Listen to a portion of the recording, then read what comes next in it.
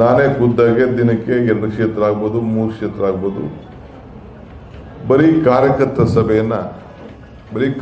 ಸಭೆ government program ಅಲ್ಲ, ಬರೀ ಕಾರ್ಯಕರ್ತರ ಸಭೆಯನ್ನ ನಡೆಸಲಿಕ್ಕೆ ತೀರ್ಮಾನವನ್ನ ಮಾಡಿದ್ದೇವೆ. ಜೊತೆಗೆ ಆ ಕಾರ್ಯಕರ್ತರ ಸಭೆ ನಡೆಯುವಾಗ ಯಾರನ್ನ ಸರ್ಕಾರ ನಾಮಿನೇಟ್ ಮಾಡಿದೆ, ಸ್ಟೇಟ್ ಲೆವೆಲ್ ಇರ್ಬೋದು,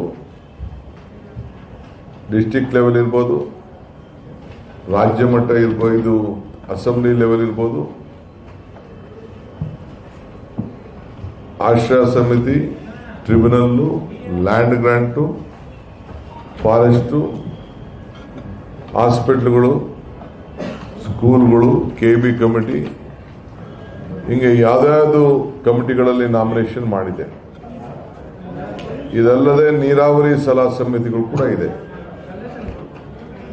ಅದಕ್ಕೂ ಕೂಡ ಮಾಡಲಿಕ್ಕೆ ಈಗಾಗಲೇ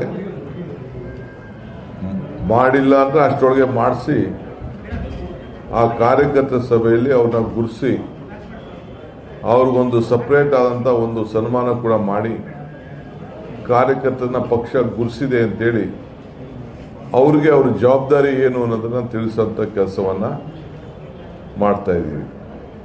ಸೂಚನೆಯನ್ನ ಕೊಟ್ಟಿದೆ. ಬಹುಶಃ ಮೊದಲನೇ ವಾರ ಇಲ್ಲ 2ನೇ ವಾರದಲ್ಲಿ ACC ಅಧ್ಯಕ್ಷರು ಮತ್ತು ರಾಹುಲ್ ಗಾಂಧಿ ಅವರು ನಮ್ಮ ನೂತನವಾದಂಥ ಕಾಂಗ್ರೆಸ್ ಕಚೇರಿನ